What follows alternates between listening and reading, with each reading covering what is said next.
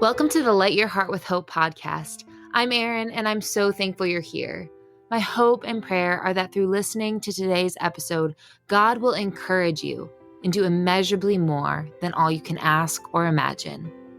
What if joy can be found in the simple things, the things we disregard as though they are insignificant? But what if there is great significance in the seemingly insignificant things in this world? What if joy can be found even in seasons of suffering? In today's episode, Bobbi shares her story of faith in the God who brought joy out of sorrow. Her story is filled with life and hope. She is a testimony of simple faith and inherent joy.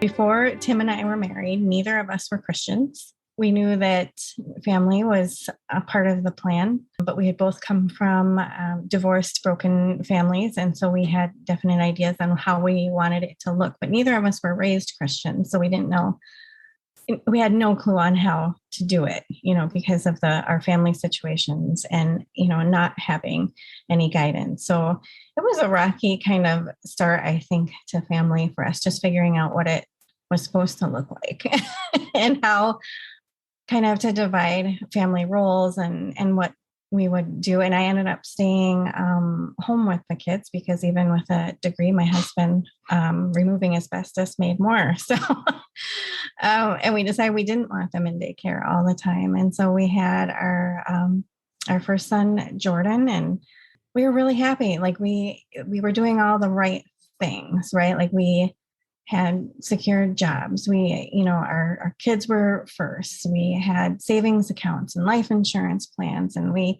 were checking all the boxes, and I couldn't figure out why my anxiety was so bad. We added Joelle after that, and same thing. I struggled with so much anxiety, and I couldn't understand why it was worse with a stable, happy marriage, happy home than it was, dealing with, divorced parents and remarried parents and addictions and all the things of my childhood. And I'm like, why is it worse now? And I just couldn't understand. I'm like, we did all the right things and I'm still struggling here. I was so grateful. Opened the phone book and looked for a therapist. The therapist that I found, who I am still with now, but spent, probably the next 4 or 5 years plugging away at some of the things that I was placing my hope and my security and my foundation on, and leading me as often as possible, because she's an amazing Christian lady, to check out God. And maybe that was the piece that was missing. Maybe that was the reason I was so anxious and nothing else was working for me. And so I went to my first church service, and it was a little intimidating because I didn't know what to do and how to do it. And I didn't go back. She kept encouraging me. Finally, the third try, when I went to a church service for Christmas Eve, and I was saved. And it was amazing. And it was like all of the only way I can describe it to other people is like all of the pieces on the clock finally like fit, and everything slid into place and made sense. Okay, this is why I'm anxious all the time. I'm depending on myself. And of course, I'm going to be anxious in a world that just doesn't make sense. That feeling that nothing is the way that it's supposed to be is real, because it's not. Then we had Jace, our littlest one. And I spent, several years exploring, because I'm a cautious person, exploring the word on my own and going to church when possible and checking God out. And it probably took longer because I wasn't in community, but that's kind of just the way I needed to learn. And so I was a fairly new Christian when our daughter got sick. At that point, I was just trying to figure out, how do I raise my kids in a Christian home? How do I teach them about a God that I'm just learning about? How do I tell them about a Savior that I had no idea about before I was almost 30 years old? And then trying to do it on my own with a non-believing husband. And Tim and I had a great marriage and loved each other dearly. But we, when you're unequally yoked, that raising children can be difficult. And so there was a lot of learning and trying to raise them with the truth, with an unbelieving husband and whatever. So there were some challenges, but it was still good. We still were doing really well and the kids were doing well. And then the Lord kind of dropped the bomb on us. We had some small things that may have been an indication that there was something wrong, but nothing really stuck out. Yeah, just a few things that probably stuck out to me as a mom that I brought up with doctors. But since ETX is slower progressing, especially in those first 10 years, there was really nothing dramatic. I mean, it was very normal development. I have speech delay, a couple small things, but not really far outside the norm. It was Joelle when she was 7 who started having neurological problems. That was our first clue that something was wrong. And so Jordan, he's had a harder go of it because he was 11 when he was diagnosed. And that's a really hard age. You want to be the same as everybody. You don't want to stand out in any way, shape, or form. And Joelle is more affected. And I'm sure there was fear there of what's going to happen. And being that he does not have any cognitive problems, he probably did a whole lot of thinking. So he had some acting out right away. And it's just been hard. He's had more anxiety, more worry, more stress. And of course, he wasn't raised the same way that we did with Joelle and Jace because I wasn't a Christian when he was little in those formative years. And so trying to tell him that God is good and God loves him. And to an 11-year-old, with all of this, and even now at 18, for him, it's been really hard. He's just God's got him on a different path. And it's been hard for him to believe that his God is good and that his God loves him. Just because it doesn't feel like it to him, right? And it doesn't seem like it. And it doesn't look like it. And so we do a lot of reminding him, which is good for all of us in the ways that God has been really merciful and really kind and provided for him, really, even if it's not the way he wants it to look. And just trying to keep pushing those truths that just because our current circumstances don't feel good. Our feelings are meant to be a guide, not the truth.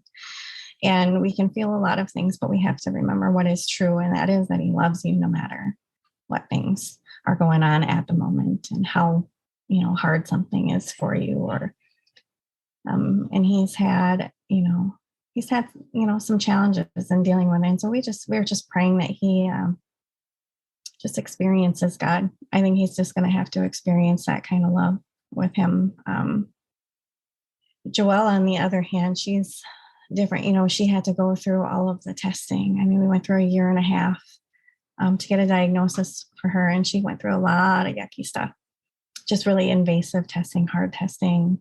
God has just given her a faith that is so, I admire it, because it is so unshakable and so pure and childlike and beautiful. I remember worrying often in the beginning, is she going to be able to understand how much God loves her? And is she going to, because how can she die? She is affected more cognitively. And I'm like, how is she going to understand, the basic truths of what Jesus did for her and all of that, if she struggles to understand what X, Y, and Z. And then over and over again, God just showed me that he's got her and he will make clear to her the things that need to be clear to her. And he has fully prepared her for what he has for her. One example was we were driving to school one morning, and I am worrying and fussing about these things and wrestling with them, with God through that. And I'm like, oh, yeah, she's going to call her to these things. And and how is she going to do it? And we're listening to a radio station, and they had somebody on, it was about Easter time, and he was talking about the resurrection, and God didn't need to move the stone away to get out. And I was like, oh man. And Joel's like, well, duh, he's God. He didn't need to move the stone. I'm like, I never thought about the stone, like those things.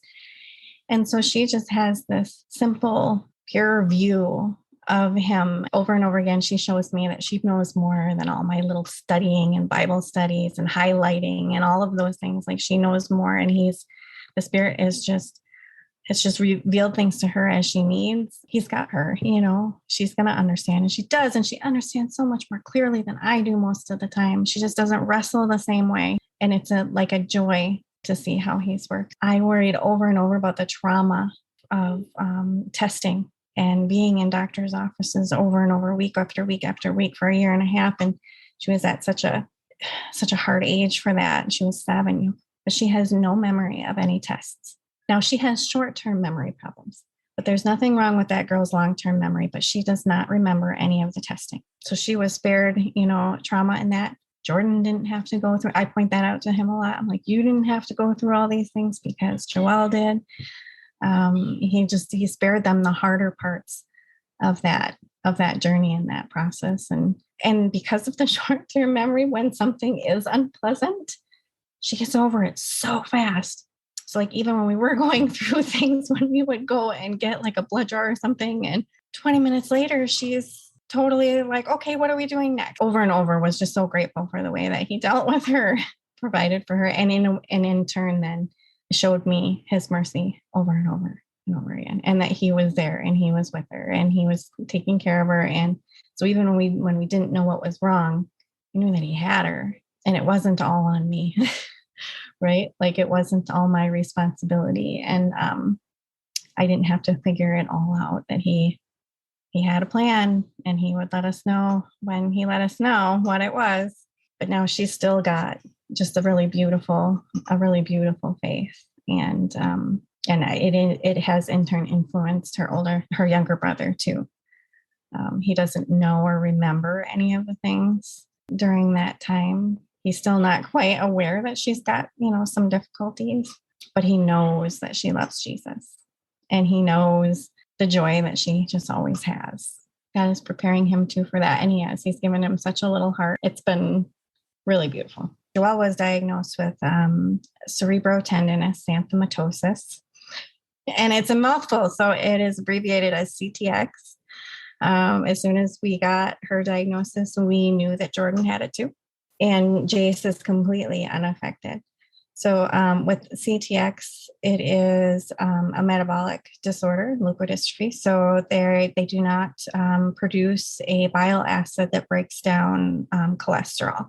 So a byproduct of that, because of that broken pathway there, they produce something called cholesterol, and it builds up in different parts of their body. So whether it builds up on the nerves, the spinal cord, or the brain, kind of, determines what kind of symptoms they have. It is a slower progressing leukodystrophy. That doesn't mean that all of, some kids are, significantly disabled earlier on. They have not found a cause, like a genotype type and phenotype reason for that yet, but some do present with more severe disease earlier, but the majority start experiencing symptoms that are really non-specific. Autism, there's like speech delay, chronic diarrhea, so digestive problems. They just don't absorb nutrients then, because that whole process is kind of disrupted. And so Joel's got a weakened immune system and things, but nothing stands out until they start to get a little older. Length to diagnose it is 17 years. We got a diagnosis in a year and a half, and it is because Joelle presented neurologically. So she had ataxia. She had a significant hand tremor. She short-term memory problems. So she regressed. And so that was the reason we got so much attention for her right away. And I know the reason we got a diagnosis as fast as we did was because of her presentation. It kind of looks like dementia, but we did have to go all the way through to genetic testing to find it. And I still think that we wouldn't have known about Jordan if it wasn't for Joelle. until it was probably too late. So a lot of these kids, I think most people know with brain damage, once it's gone, it's gone. So that's why early diagnosis is so important, and why we are so grateful that we did find out about Jordan early enough to start him on treatment. So what they do is they treat them with, it's called CDCA, which is basically the bile acid that they're missing. It's not an exact science because obviously your body would produce it in response to what you're eating. So there is some progression, but it is incredibly slowed with the treatment. They take it with every meal. So any damage that was there is done. But we've seen very little progression in the kids. Actually, and Joel's ataxia improved. So some of that nerve stuff can improve with treatment. But yeah, brain stuff is hard. So the later that they're treated, the less effective it seems to be. It's only about 100 people in the country being treated for CTX. So it's very, very rare.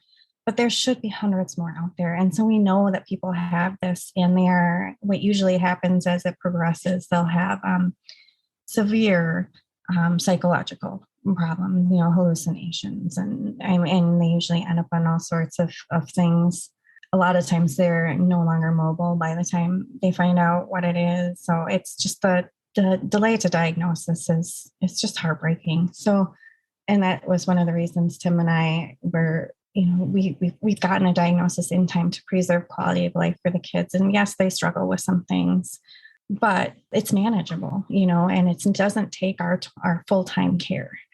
And so we are able to advocate, do some of those things. So it's been important for us to do that, because we just reading, when you get a diagnosis, you start reading all of the case reports and, postmortems, and the heartbreak of these. Without treatment, they usually don't live past 40. And their last 10 to 15 years are heartbreaking, just heartbreaking, because family has cut ties, and because of all the psychological stuff involved, they often end up in addiction. By the time they lose mobility, people, they don't have anybody left. They've lost family, they've lost friends. A lot of them end up homeless.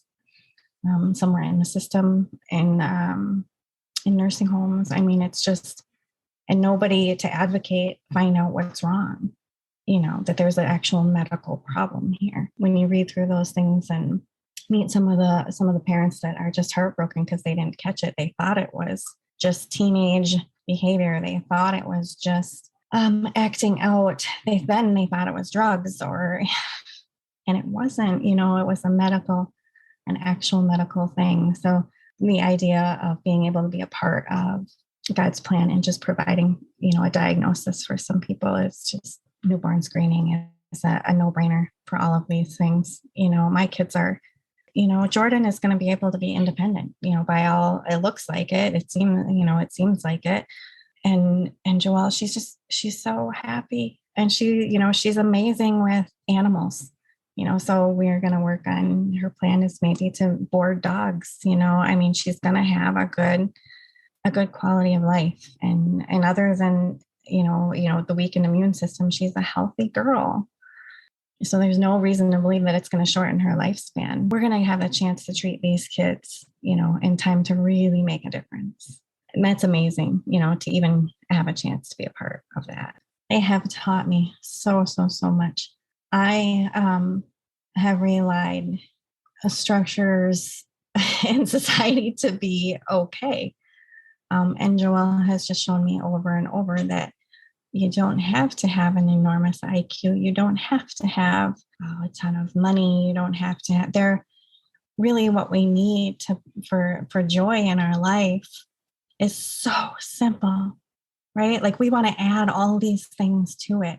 We want to add, all of the things and the hobbies and the activities. And there's so many things that she can't do, yet she's got this inherent joy about her all the time. And she can do little compared to what I can do sometimes. And I can get sad about that. And I can grieve that because I wanted her to be able to do certain things. But when I look at her, I'm like, how can I be sad when she is so happy? And the Lord has shown me over and over again that I'm the one who's got it wrong. I don't need to be the best at this, or to be able to do that, or to, run a 7-minute mile, or whatever it is. I don't need those things. And because that's not where true joy comes from. Those things can be fun and they can be activities, but that's not where joy is. She shows me over and over that joy is laughing, playing with a puppy, that joy is loving each other well, is taking care of each other. And joy is becoming more like Christ. That's where she finds her joy, is in that reflecting Christ to people around her. That's where she finds her joy. And you can do that without the greatest IQ or the most impressive job title, or without an enormous bank account, without all of those things that we think we need to be happy. So she shows me that all the time. She has taught me about the simplicity of faith, and how I can muddy the waters all the time with all of the theology and all of the, I direct children's ministry at our church, and I can analyze all the things to death, and I can miss the big picture. I can take the joy and the love right out of Jesus if I work hard enough at it, and she just has this amazing way of reminding me that it's far more simple than I would make it out to be. And she just infuses that joy right back into my faith.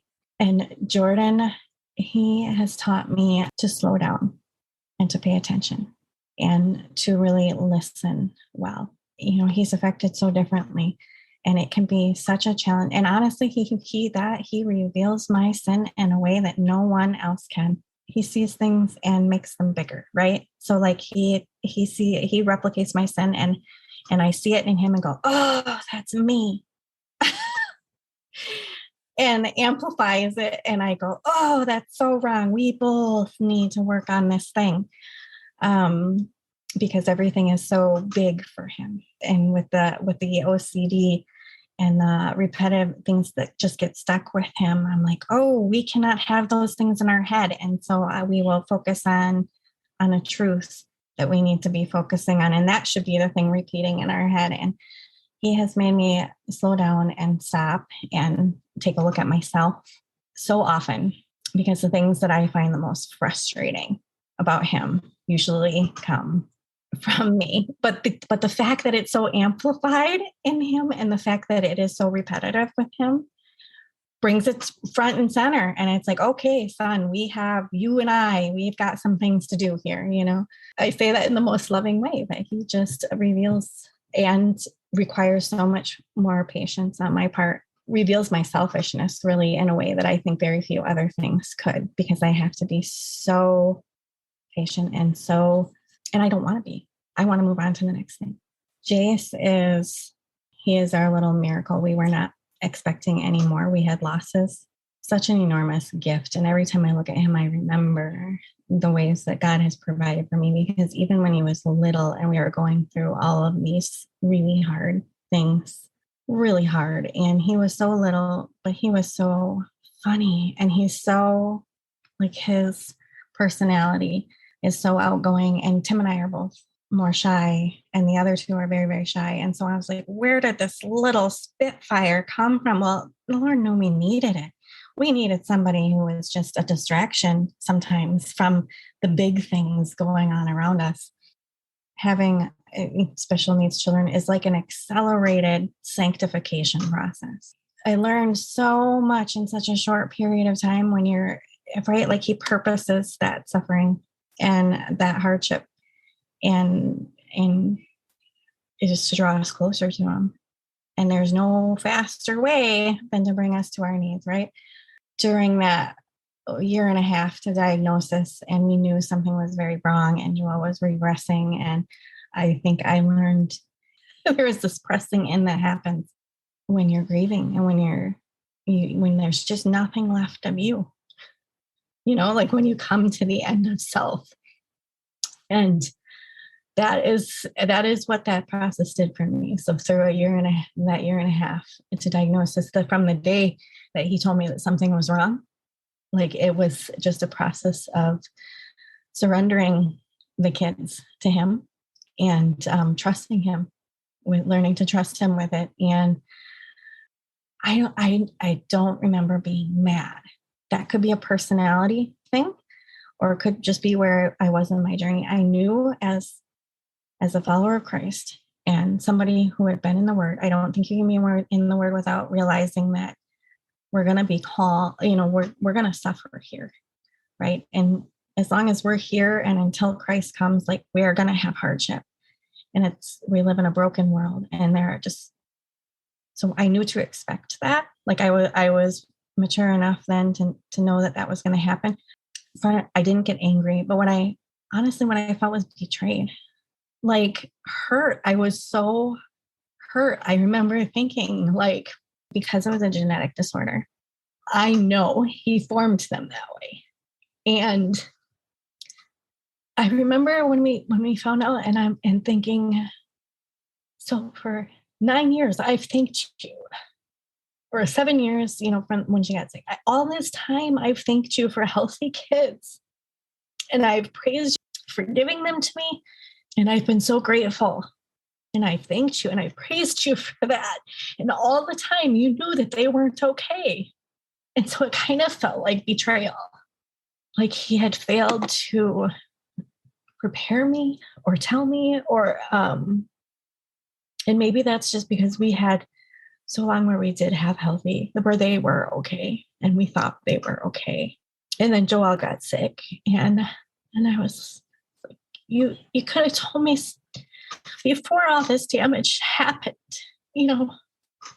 But I think the reason for that betrayed feeling was because we had these intervening years, and there was this damage happening, and I had no idea.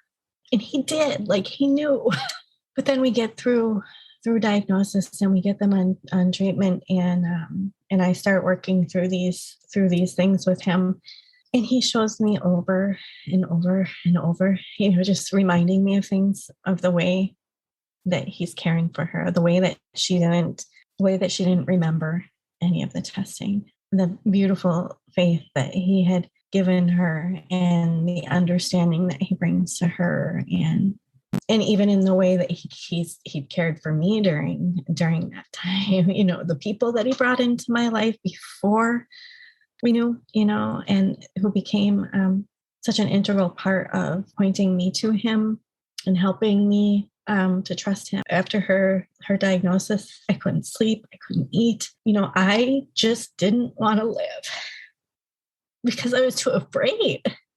The first thing that he reminded me of during that time, because I had parents who had dealt with addiction, I had stayed away from all substances. During those early days, I thought, you know what? I'm going to get a bottle of wine. I need to sleep. I need some relief. And I drank, and I threw up.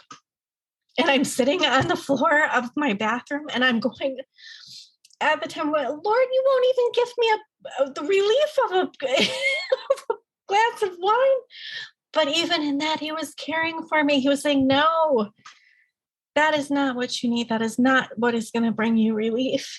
Surrendering her to me is going to bring you relief. Surrendering both of those kids to the one who loves them more is the only thing that's going to give you peace. And so that one time I tried, I need an easy out. I need a break. And no. And that was the mercy, because, with my family history, that was a really bad idea. But I remember just sitting there thinking, oh, seriously, you're not going to let me do that? And then a couple of weeks after that, before we got a diagnosis, I had signed up for a women's retreat. And I was at that point trying to find any way not to go. I was so hurt. I was so broken. And I still hadn't really surrendered it yet, right? So I was struggling, and this was a long process for me. But I had ladies there that were making sure I was going, and they found me a ride, and they made sure there was no excuse. They found me a scholarship or money to go. And And I went, and that's where he helped me surrender it to him. He knew that, and he planned that far before I had a diagnosis and all of those things. He just kept reminding, I'm here. And so when the night before I went, I was praying, I need strength. I am so tired and I am so worn out, and I need some courage and I need some energy. I can't barely keep my eyes open. And the next morning, the person who gave me a ride brought me coffee and a necklace that said courage on it. And I'm like, okay, fine. I'm going. And it was honestly during that time that I experienced the living God. Only to the living God could I surrender my kids. And I did. And I'm not saying that I haven't had to do it a million times since.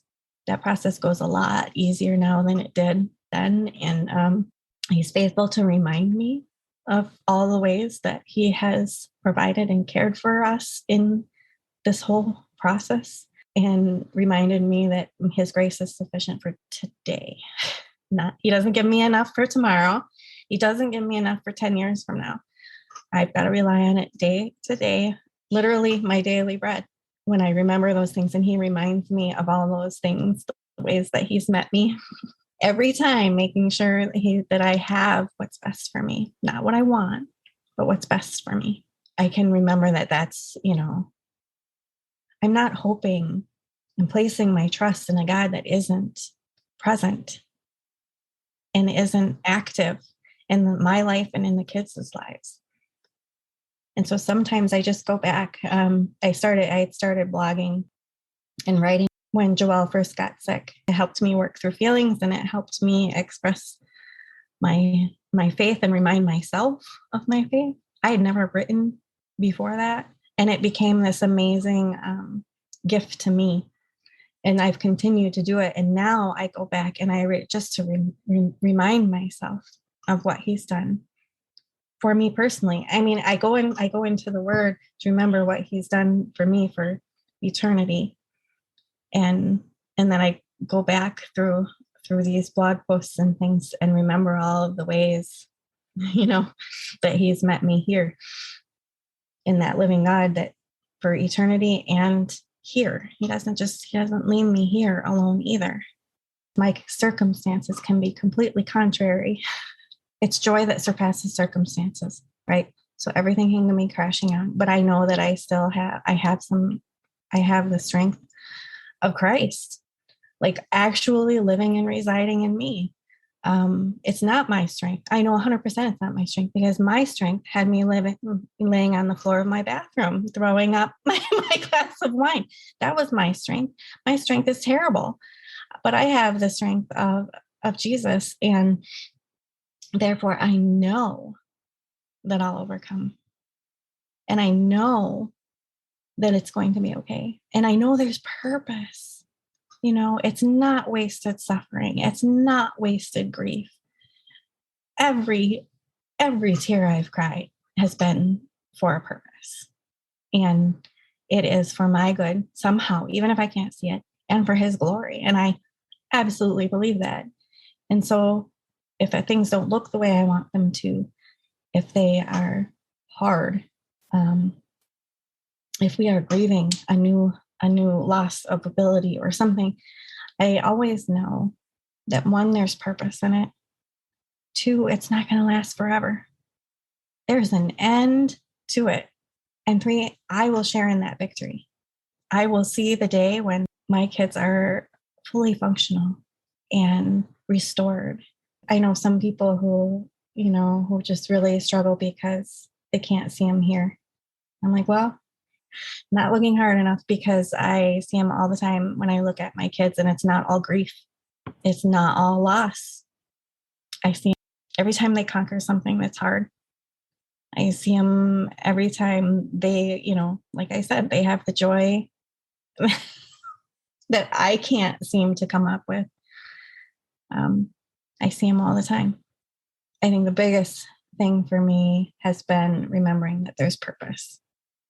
Nothing's wasted, because so much of this process can look like there's no good that comes out of it, because there's been lots of times where I'm like, okay, I don't see any good here. All I see is hard and bad and yuck. Right now, I wouldn't feel good if it slapped me in the face. I know there's purpose, even if I can't see it, even if I never see it here. But I know that there is. There is an opportunity. There is a gift in that to be able to be part of it, part of something he's doing. I thank God for Hunter. I thank God for these kids that have made such an impact on the lives of the people around him, and not just the people. It's like he takes something that seems so isolated. It's like this huge trickle down, spreading out of his love through these kids. And I'm like, I can only pray that he would use me in the ways that he's used these kids. Just their presence. I mean, the things that he does through them are incredible. Through any grief, through any suffering, through any hardship. He isn't unaware of your feelings. So you just need to bring them all to him. Whether you're mad, whether you feel betrayed, there's no hiding it from him. He already knows. And he's big enough to handle all our feelings. And I would say just keep pressing in. And don't let him be until he responds. And make sure you're listening. You know, there are plenty of days in the floor of my closet with a box of Kleenex and a flashlight and my Bible. And hours sobbing and reading and just seeking him until he responded. And he does. I have been at the bottom. I have literally begged him to make me stop breathing. And he's enough. He is absolutely sufficient for every need. There's so much freedom in that knowing that if something happens that brings me to the bottom of my closet again, absolutely to the end of myself, and wanting it to be the end, I know that he's enough and he'll be there then too. Don't stop seeking him. Don't stop. And if you can't do it by yourself, have people help you. There are a lot of people who came around me and I would just say, I can't pray. I can't pray. But those are the groanings of our heart, right? That's when those are the prayers that he hears the loudest. And those are the ones our Father comes running to. So there were so many people that just said, it's okay if you don't have words, you know, and he will meet you there. I promise, I promise, because I know it to be true, because I've experienced it myself. And it's something I tell to my kids all the time. I promise that he's enough. And I promise if you seek him, you will find him. And that is the only way I know to come through the kind of grief and suffering and loss that comes with living in a broken world. We meet so many people whose hope is in a cure, whose hope is in some new treatment, or I think I'm so cautious in that. We work towards those things, and we hope for the future that those things are available, and that God will heal through those things. But if that's where your hope is, you're gonna be let down. I know, because people, like a lot of our kids, you can't reverse damage, right? So if you're saying the only hope is in a cure or a treatment or something, that's not going to come for a lot of this stuff. You can't place your hope in the things here. We can place our hope on a healing God to do it supernaturally, but our ultimate hope is in him, not in what he's going to do for us. And we see it in so many things that we go to, and people are just devastated. They're looking for the latest and greatest thing. And I can tell you the latest and greatest thing is Christ. That is the difference. And that's what we notice when we come to Hunter's Hope and celebrate, and celebrating what we have. We can grieve. It's normal to grieve those things that we lost, or the things the things that we thought that we would have, the things that we want for our kids. It's normal and natural to grieve those things. He gave us those mother hearts, and he knows that it hurts.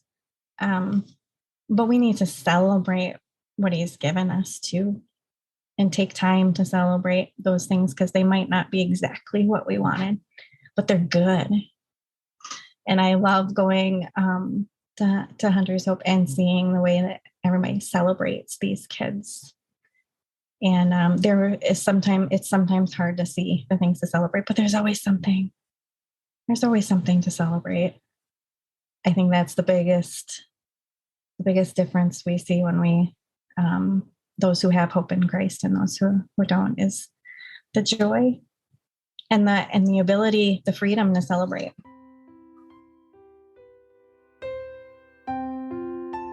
Joy isn't the absence of pain, and joy isn't the presence of perfection. Joy is found within. It's found when broken things can be seen as beautiful, and when there is purpose found in pain. Thank you so much for being here. I hope that Bobbi's story encourages you to share your own story. You matter, your life matters, and your story can make an impact that matters for eternity. Make a difference today for someone who is fighting for their tomorrow.